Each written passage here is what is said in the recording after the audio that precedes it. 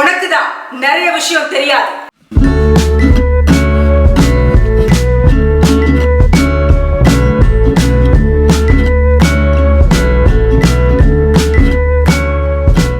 அனைவருக்கும் வணக்கம். வணக்கம் தமிழ். நான் உங்கள் நண்பன் கிருஷ்ணகுமார் விஜய். தோன்றின் புகழோடு தோன்றுக அப்துல்லா தோன்றலின் தோன்றாமை நன்று. அதாவது ஆணோ பெண்ணோ அவங்களுக்கு பிடிச்ச தொழில போராடி அவங்க ஜெயிக்கணும்னு பல பேர் போராடிட்டு இருக்காங்க. அப்படி ஜெயிச்சவங்க தான் இன்னைக்கு நம்ம பார்க்க போறோம். அவங்க யாருன்னா டப்பிங் குயின் மிஸ்ஸஸ் சுதா அசோகை தான் பார்க்க போறோம். வணக்கம். வணக்கம். Hi ma'am. Hi hi hi. So இந்த நிகழ்ச்சியோட நோக்கம் என்ன அப்படின்னா, டப்பிங் துறையில் இருக்கிறவங்க பிகைண்ட் தி ஸ்க்ரீனில் தான் இருக்காங்க. அவங்கள வந்து நாங்கள் ஃப்ரண்ட்டில் கொண்டு வரணும். அதாவது அதில் நடித்த நடிகர்கள் வந்து பிரபலமாக இருப்பாங்க, இயக்குநர்கள் பிரபலமாக இருப்பாங்க, எல்லாருக்கும் தெரிஞ்ச முகமாக இருக்கும். ஆனால் அவங்களுக்கு உயிர் கொடுக்குறாங்களே. ஏன்னா நிறைய சீரியல் பொதுவாக பார்க்க போகும்போது அவங்க நடிகர்கள் முகமோட குரல் தான் ரொம்ப, ஏன்னா காய்கறி அழைச்சிட்டு இருப்பாங்க, பூண்டு அடிச்சிட்டு இருப்பாங்க, எல்லாரும் அவங்க குரல் கேட்டுகிட்டே வந்துட்டு வேலை செஞ்சுக்கிட்டே இருப்பாங்க. அப்படிப்பட்ட ரொம்ப பிரபலமான குரல் தான் அவங்களோட குரல். ஆனால் அவங்களும் நாங்கள் வெளியே கொண்டு வரணும் தான் இதோட நிகழ்ச்சியோட நோக்கம். ஸோ சுதா மேம், நீங்கள் உங்களை பற்றி கொஞ்சம் நேருக்கு நம்ம சொல்லுங்கள். எல்லாருக்கும் வணக்கம். என் பேர் சுதா. நான் ஒரு டப்பிங் ஆர்டிஸ்ட். எனக்கு டப்பிங் ரொம்ப பிடிச்சி போச்சு. ஸோ ஸ்கூலிங்லேருந்து ஆரம்பித்து காலேஜு அப்படியே வேலைக்கு போகாமல் இதே ஒரு ப்ரொஃபஷனாக எடுத்துட்டேன். ஸோ நல்லா போயிட்டுருக்கு. ஃபர்ஸ்ட் டைம் கேமராக்கு முன்னாடி பேசிகிட்டு இருக்கேன். ரோட்ல நின்னு ஏதோ எதையோ திங்கிற மாதிரி பானிபூரிய தின்னு என்ன அசிங்கப்படுத்தினல்ல, பதில் பேசக்கூடாது. ஒரு வார்த்தை பதில் பேசக்கூடாது. மேம், உங்களோட எக்ஸ்பீரியன்ஸ் வந்து எத்தனை வருஷம் இந்த டப்பிங் ஃபீல்ட்ல? 98ல் நான் டப்பிங் யூனியனில் மெம்பர் ஆனேன்.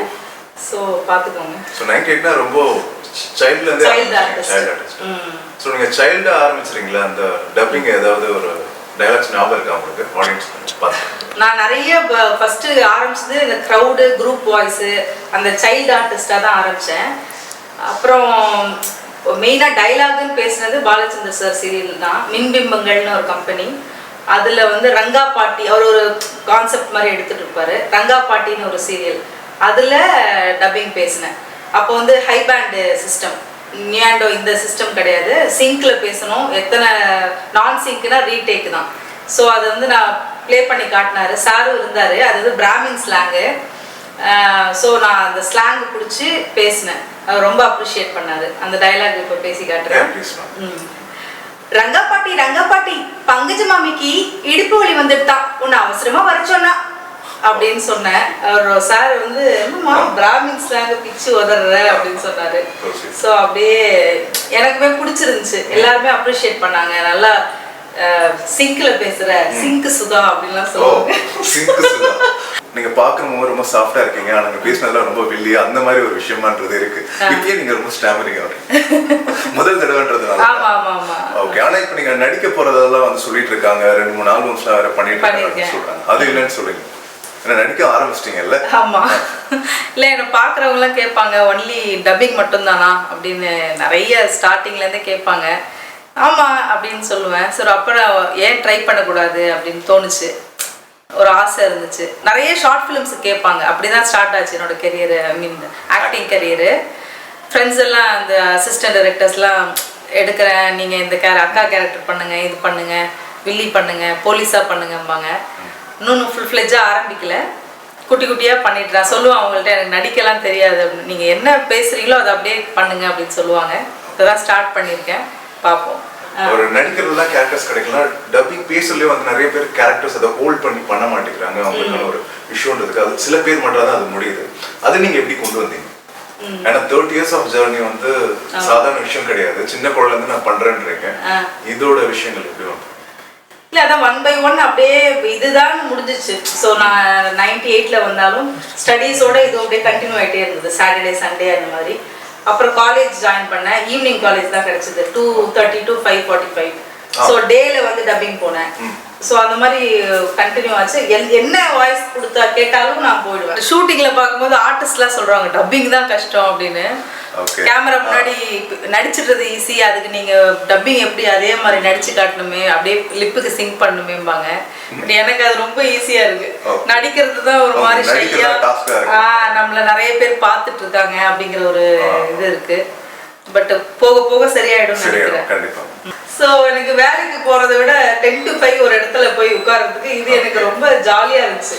காலையில ஒரு 2 ப்ராஜெக்ட் வேற வேற கதை, ஈவினிங் வேற ஒரு இடம். ஸோ சினிமா, ஆட்ஸ், இந்த மாதிரி மாத்தி மாத்தி பேசுற ஜானர் எனக்கு ரொம்ப பிடிச்சிருந்துச்சு. இந்த நடிகர்கள் கூட கிடைக்கிறது இல்ல மேம். காலைல ஒரு படம், ராத்திரி அந்த மாதிரி இல்லாம வேற ஒரு இடத்துக்கு ஒன்று பேசிட்டு இருப்பீங்க, அடுத்ததுல போய் அவங்கள ஒரு ஷிஃப்ட் ஆகி டக்குன்னு போய் பேசிட்டு திருப்பி பேக் டு படிக்கிறதுலாம் வந்து சூப்பரான ஒரு விஷயம். நல்ல கம்ஃபர்டபுள் டைமிங், நமக்கு பிடிச்ச நம்மகிட்ட கால் ஷீட் கேட்பாங்க. ஸோ நம்ம டைமிங், நம்ம ஜாப்னா அப்படிலாம் போக முடியாது. ஓகே, 9 to 5 அந்த ஜாப் மாதிரி இருக்கும். நம்ம ஒரு நாள் கூட எம்காம் படிச்சுட்டு ஒரு நாள் கூட வேலைக்கு போல.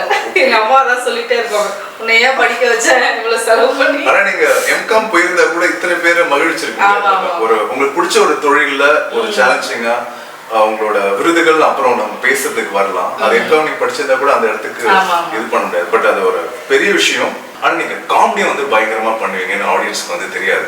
ஏன்னா மறைந்த விவேக் சார் இருக்காரு இல்லைங்களா, அவரோட படத்துல தமிழ் கிரிக்கன் தமிழ் கிரிக்கன் ஒன்று வருவாரு. அவர் வந்து ஃபுல் தமிழா வந்திருப்பாரு. திடீர்னு ஒரு வேலைக்கு கொண்டு போவாரு. அவங்க ஒருத்தங்க மாடர்னா வருவாங்க, அவங்க பார்த்தா அப்படியே லோக்கலா டக்குன்னு மாறுவாங்க. அது ரொம்ப ஃபேமஸான காமெடி, இப்போ வரைக்கும் பயங்கர ட்ரெண்டான ஒரு விஷயம். அது அந்த டைலாக் வந்து நம்ம ஆடியன்ஸ் கொஞ்சம் பேசிக்கலாம். வணக்கம். வாலிபல தோல் வலிக்கி வாலிபர் உயிர் ஊஷல்.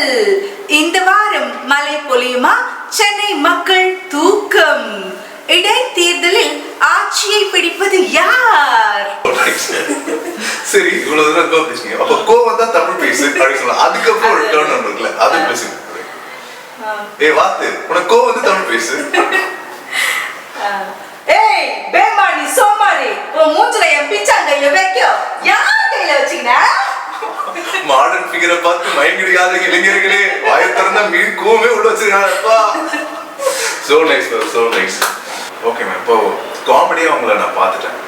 இப்போ நேர்களோட விருப்பம்னா அவங்க வில்லியா வந்து பேசியிருக்காங்கல்ல ராணி மேம். இப்போ கரண்டான ப்ராஜெக்ட்ஸ்ல அவங்க பேசின டைலாக் வந்து நம்ம ஆடியன்ஸ்க்காக பேசுவோம். உங்களுக்கு பிடிச்ச ஒரு ராணிக்கு நிறைய ப்ராஜெக்ட்ஸ் பண்ணியிருக்கேன். அலைகள் ராணின்னு அவங்களுக்கு பேர் வந்தது அந்த ஃபர்ஸ்ட் அலைகள் சீரியல் தான். நிறைய வள்ளி, அத்திப்பூக்கள், அப்புறம் நிறைய இப்போ வந்து கரண்டா தாயம்மான பொதிகை டிவி பண்ணிட்டு இருக்காங்க, தூர்தர்ஷன், அதுலயும் பண்ணிட்டு இருக்கேன். அவங்க நடிச்சாலே எனக்கு கால் பண்ணிடுவாங்க. ஆமா, ஃபோன் பண்ணி உங்களை விஷயம் பண்ணிருக்காங்க.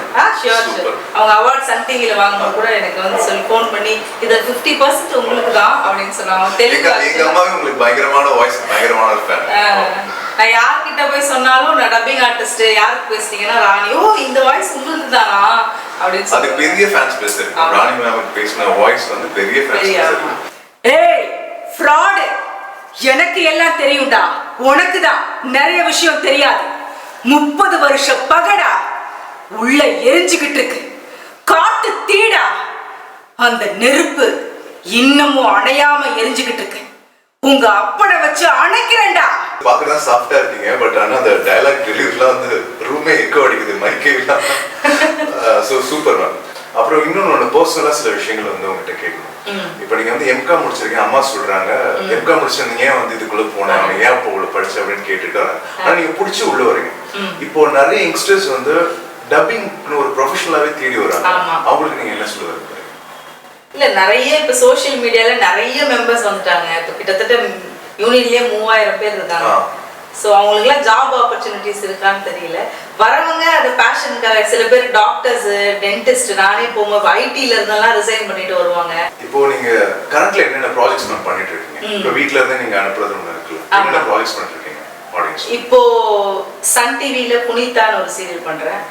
அப்புறம் விஜய்ல தென்றலே மெல்ல பேசு, மகளே என் மருமகளே, ஜீல வந்து சாமந்தி இப்பதான் புதுசா வந்திருக்கு, அதுல வந்து அந்த மெயின் வில்லிக் பண்றேன், ஷமிதா பண்றேன். அப்புறம் தென்றலே மெல்ல பேசு விஜய் டிவி, அப்புறம் சின்னஞ்சிறு கிளியே ஜீ தமிழ். எல்லா டாப் சேட்டலைட் சேனல்லையும் நீங்க டாப்பா பேசிட்டு இருக்கீங்க. ஆமா, நைஸ் மேம். ராடன் டிவியோடது தாயம்மா, அதுல ராணிக்கு பண்றேன். ஓ ஓகே. இந்த வாய்ப்புல எப்படி மேம் கிராப் பண்றீங்க? அதுதான் த்ரூ எக்ஸ்பீரியன்ஸ். இந்த கேரக்டருக்கு இவங்க தான் வேணும்னு சொல்லிட்டு, ஏன்னா இப்ப நிறைய மெம்பர்ஸ் நிறைய ஆயிட்டாங்க, அதுல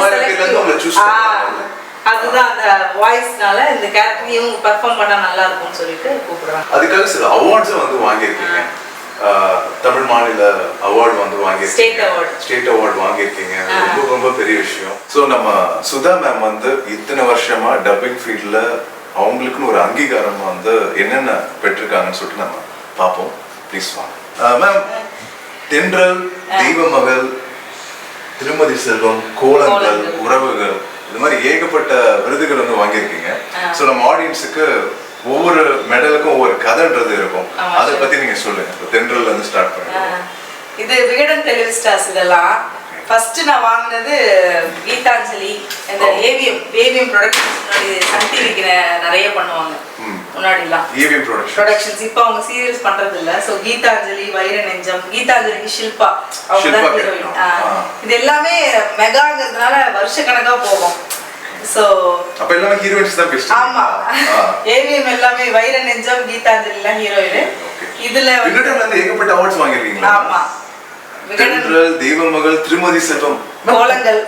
கோலங்கள், இது எல்லாமே வந்து தமிழ்நாடு முழுவதும் ரொம்ப பிரபலமான சீரியல். எல்லாத்துலயும் வந்து மேம் தான் இருந்திருக்காங்க.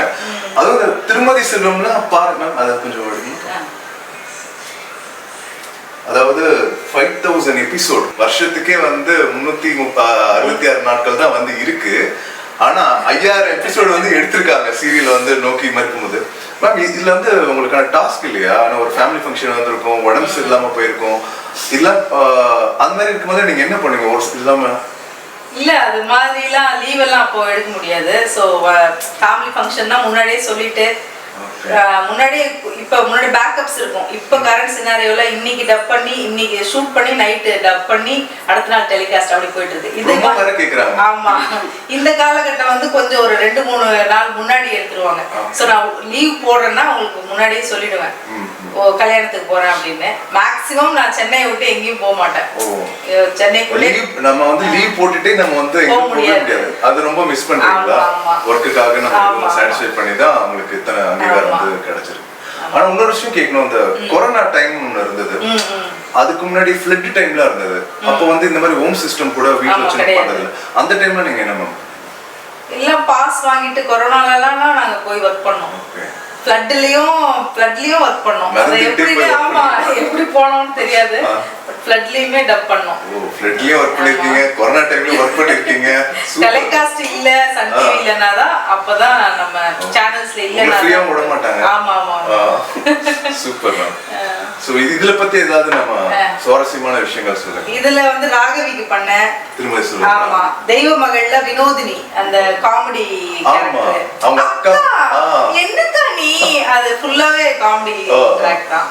Right ma'am. அப்புறம் தென்றலே நீலிமா ராணி, கோலங்களும் நீலிமா ராணி தான். சோ நீலிமாவும் ராணியும் உங்களுக்கு ரொம்ப ஃபேவரட்டான ஒரு நைஸ். இவங்க முத்தழகுல வந்து முத்தழகுல இவங்க லக்ஷ்மி வாசுதேவன் இவங்க பேரு. இது வந்து வில்லி கிடையாது, நல்ல கேரக்டர். இது சான் மீடியாவோட பந்தம். ஆமா, இதெல்லாம் ஹீரோயின் பண்ணது. இந்த ஏவிஎம் இந்த காலகட்டம்லாம் ஹீரோயின் பண்ணது. ஓகே, சோ ஹீரோயின்ல இருந்து வில்லிக்கு மாறிட்டீங்க. Super ma'am. நெக்ஸ்ட் தமிழ்நாடு விருது. மேம் வந்து தமிழ்நாடு விருது வாங்கியிருக்காங்க. அது சாதாரணப்பட்ட ஒரு விஷயம் கிடையாது. நான் ஒரு நேஷனல் அவார்டுக்கு நம்ம கொடுக்குற சமமான ஒரு விஷயம். உங்களோட வாய்ஸ் கிடைச்ச ஒரு ரெகக்னிஷன்ஸ், அதையும் கொஞ்சம் பத்தி சொல்றீங்களா? என்ன இதுக்கு வாங்குனீங்க? இது ஜீ தமிழோட புகுந்த வீடுன்னு ஒரு சீரியல். சிந்து ஷியாம்னு ஒரு அவங்க அதுல வில்லியா தான் பண்ணாங்க. சோ அந்த கேரக்டர் நல்லா இருக்கும். அந்த கேரக்டர் உங்களுக்கு அனௌன்ஸ் பண்ணிருப்பாங்கல, நீங்க தான் வந்து இந்த விருதை வாங்குனீங்க. அதோட மூமெண்ட் எப்படி மேம் இருந்துச்சு? ரொம்ப சந்தோஷமா இருந்தது. ஃபர்ஸ்ட் ஷாக்கிங்கா இருந்தது. ஏன்னா இவ்ளோ பேர் இருக்காங்க, நம்மள எப்படி சூஸ் பண்ணுவாங்க அப்படின்னு நினைச்சேன். பட் எனக்கு அந்த கேரக்டர் கிடைச்சது நிஜமாவே ரொம்ப ஹாப்பியா இருந்தது. நிஜமாவே செலக்ட் பண்ணிருக்காங்க அப்படின்னு ஜூரிஸ் வந்து நிஜமாவே வாய்ஸை பார்த்துட்டு தான் செலக்ட் பண்ணிருக்காங்கன்ற ஒரு நம்பிக்கை இருந்துச்சு. ஏன்னா டப்பிங் ஆர்டிஸ்டுக்கு அந்த அங்கீகாரம்ன்றது ரொம்ப குறைவா தான் கிடைச்சிருக்கு. ஆனா இந்த மாதிரி விஷயம் பார்க்கும்போது எல்லாருக்குமே ஒரு இன்ஸ்பைரிங்கான ஒரு விஷயம். இதே மாதிரி நீங்க பல அவார்டு வந்து வாங்கணும். அடுத்த ஒரு விஷயமும் வந்து தமிழ்நாடு மாநில விருது வந்து வாங்கணும். விஸ்வா மீடியா சார்பா உங்களை நாங்க வாழ்த்துறோம். Thank you so much. Thank you ma'am. இவ்வளோ பிஸியான ஸ்கெடியூல்ல எங்களுக்காக டைமை ஒதுக்கி உங்க பொன்னான நேரத்தை எங்களுக்கு கொடுத்ததுக்காக விஸ்வா மீடியா சார்பா உங்களுக்கு ஒரு கிஃப்ட் ஹேம்பர் கொடுத்தோம். விஸ்வா மீடியா தமிழ் யூடியூப் சேனலை லைக் பண்ணுங்க, ஷேர் பண்ணுங்க, சப்ஸ்கிரைப் பண்ணுங்க.